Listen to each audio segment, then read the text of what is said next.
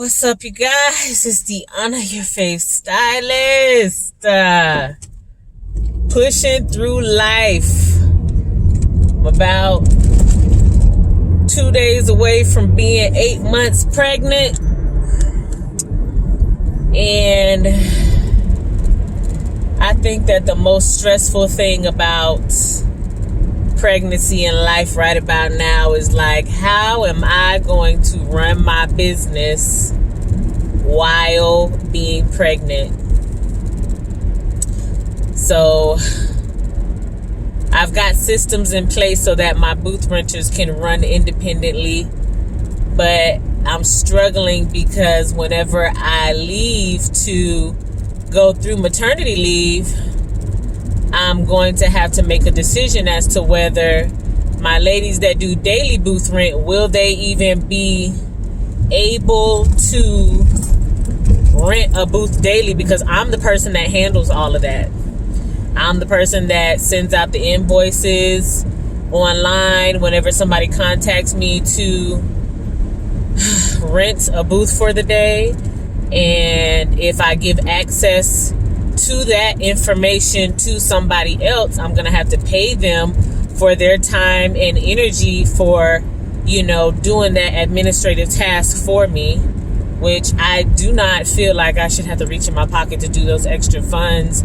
I almost am just torn between not even offering the daily booth rent.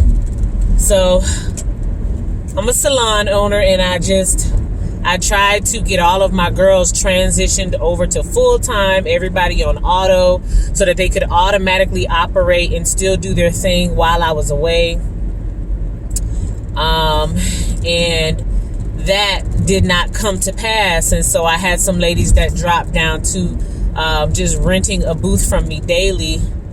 And it kind of is going to put them in a tough spot for me not to offer daily booth rent. They're just going to have to commit to days. But it's like, what can I do? Like, I'm pregnant, and I'm not going to pay somebody else to handle these tasks, because that would just be me going out of my way to pay for a service to convenience the booth renter, the daily booth renter. When, I went into business to convenience myself and to make money. And if it don't make dollars, it don't make sense. And if I did that, it would not make dollars, and it would cause extra work for me to have to pay for. And so I'm going to have to ask my daily booth renters to commit to days while I'm away on maternity leave. And then if that doesn't work for them, they just may not be able to daily booth rent from me. I really don't know any other way to handle this situation. I've tried, when I've gone out of town before, having, a particular stylist in charge of everything. And it ended up me coming back and still having to do everything. Going back for the 6 weeks that I was gone and still calculating up everything, adding it up, making sure it was there. It was kind of pointless. And it was a waste of money and time and energy and training and things like that. And I just don't want to go down that path again, because we've already tried it twice. So,